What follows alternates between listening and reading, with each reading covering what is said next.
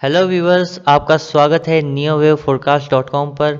मैं हूं Manish Singh, technical analyst and expert in NeoWave. आज का टॉपिक है what is NeoWave. And according to wave theory, जो प्राइस मूवमेंट है इन द ट्रेंड वो हमेशा 5 वेव के अंदर आता है एंड उसके बाद एक करेक्शन आता है जिसे हम ABC से रिप्रेजेंट करते हैं।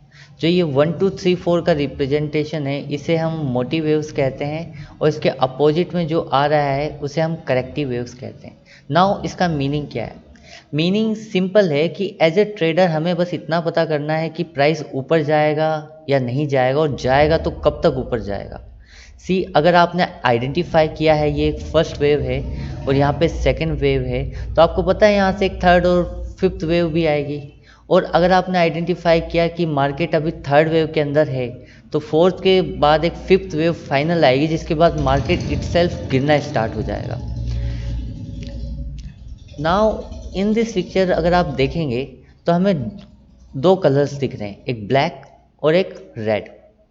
1 2 3 4 5 ये बड़ी वेव है और ये छोटी लहरें। अब छोटी लहरें मिलके एक बड़ी वेव बनाती हैं। सी न्यू वेव के अंदर एक स्ट्रक्चर दूसरे स्ट्रक्चर को सपोर्ट करता है।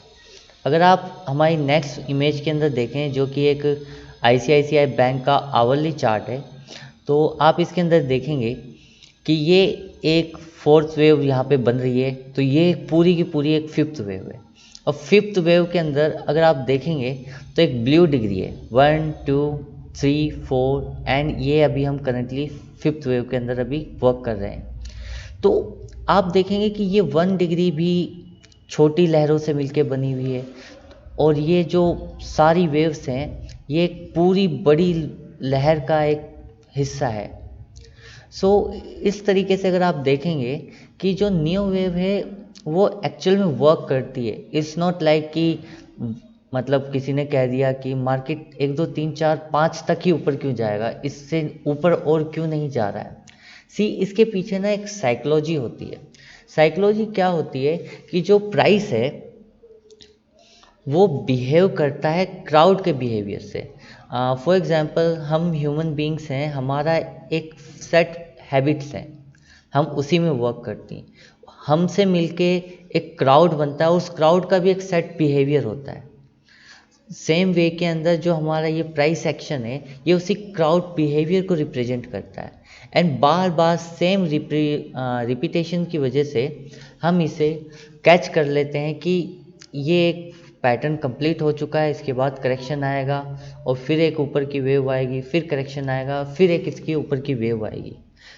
ये एक बेसिक एक्सप्लेनेशन है कि नियो वेव वर्क कैसे करती है। एटलीस्ट इसके अंदर काफ़ी सारी अपॉर्चुनिटीज़ हैं आपके लिए। फॉर एग्जांपल कि यहाँ से रिस्क रिवॉर्ड कितना है, ठीक है। अगर एक अप ट्रेंड आ रहा है तो आप उस अप ट्रेंड के कौन से हिस्से में काम करें। फॉर एग्जांपल अगर आप सेकेंड वेव से अपना काम करना स्टार्ट करते हैं तो आपको पता है कि अभी जो एक अप ट्रेंड निकला है उसका खाली एक 30% हिस्सा ही बचा निकला है, और उसके बाद अभी भी एक 70% जो है हमारे पास बचा है जिसके अंदर हम अपना काम कर सकते हैं। और अगर आप फोर्थ वेव के अंदर काम करते हैं तो आपको यहाँ पे आइडिया हो जाता है कि यहाँ पे मेरे को थोड़ा सा सतर्क होकर काम करना है, क्योंकि यहाँ से जो भी गिरावट आएगी वो काफ़ी फास्ट आएगी। इस वे के अंदर आप देख सकते हैं कि आपको अपना रिस्क कहाँ पे लेना है, कितना आपको इसके अंदर मुनाफा मिल सकता है। काफ़ी सारी आप स्ट्रेटजी नियो वेव के हिसाब से बना सकते हैं, एंड ये एक लॉन्ग टर्म इन्वेस्टमेंट के लिए सबसे बेस्ट है, क्योंकि ये पूरे ट्रेंड को फॉलो करके चलता है। Thank you everyone for watching this. अगर आपने हमारा ये चैनल सब्सक्राइब नहीं किया है तो प्लीज़ सब्सक्राइब इट।